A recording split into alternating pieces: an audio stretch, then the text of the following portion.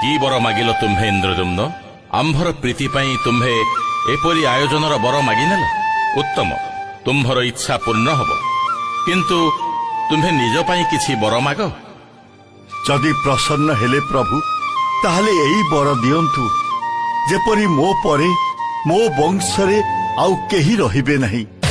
ଇଏ କଣ ଇନ୍ଦ୍ରଦ୍ୟୁମ୍ନ? ବର ନାମରେ ତୁମ୍ଭେ ଅଭିଶାପ ମାଗି ନେଉଛ କଣ ପାଇଁ? ପ୍ରଭୁ, ଆପଣ ସ୍ୱୟମ୍ଭୁ, ଏସବୁ ଆପଣଙ୍କ କୀର୍ତ୍ତି। ହୁଏତ ମୋ ବଂଶରେ କେହି କେବେ ଏହା ତାଙ୍କ ପୂର୍ବପୁରୁଷଙ୍କ କୀର୍ତ୍ତି ବୋଲି କହି ଗର୍ବ କରିପାରନ୍ତି। ସେମିତି ଗର୍ବ ଯେପରି କେହି ନ କରନ୍ତୁ, ସେଇଥିପାଇଁ ମୁଁ ଏ ବର ମାଗିଛି। ସାଧୁ ସାଧୁ ଇନ୍ଦ୍ରଦ୍ୟୁମ୍ନ, ସାଧୁ ତମର ନିଃସ୍ୱାର୍ଥପରତା। ସବୁ ଆପଣଙ୍କ ଦୟା ପ୍ରଭୁ। ଶୁଣ ଇନ୍ଦ୍ରଦ୍ୟୁମ୍ନ, ଆଜି